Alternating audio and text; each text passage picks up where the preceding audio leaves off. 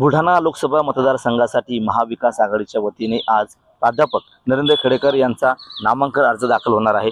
नामांकन अर्ज दाखल होण्यापूर्वी नरेंद्र खडेकर या ठिकाणी मोठं शक्ती प्रदर्शन करणार आहे। भव्य रॅली आणि जाहीर सभेचं आयोजन या बुलढाणा या ठिकाणी करण्यात आलेलं आहे।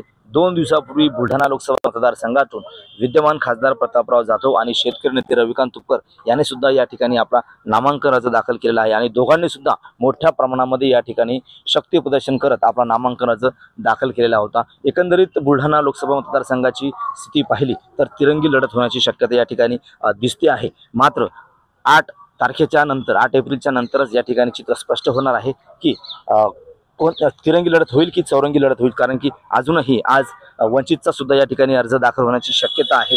त्यामुळे बुलढाणा लोकसभा मतदारसंघासाठी आज तरी सध्या या ठिकाणी तिरंगी लढत होण्याची शक्यता आहे, कारण जे तगडे जे उमेदवार आहेत त्यामध्ये शेतकरी नेते रविकांत तुपकर आहेत, प्रतापराव जाधव आहेत जे विद्यमान खासदार आहेत। तर आज महाविकास आघाडीच्या वतीने या ठिकाणी नरेंद्र खडेकर यांचा सुद्धा अर्ज या ठिकाणी दाखल होणार आहे। मात्र 8 एप्रिलच्या नंतर चित्र स्पष्ट होणार आहे की तिरंगी लढत होईल की चौरंगी लढत होईल। मात्र त्यानंतरही नागरिकांचा कौल आणि मतदारांचा कौल हा कोणत्या उमेदवाराला असणार आहे हे सुद्धा स्पष्ट होणार आहे। कॅमेरामन निलेश देशमुखसह गणेश सोळंकी, TV9 मराठी, बुलढाणा।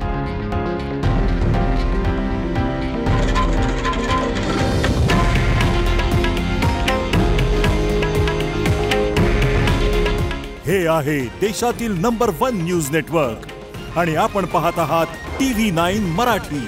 काळजी तुमची, हित महाराष्ट्राचं।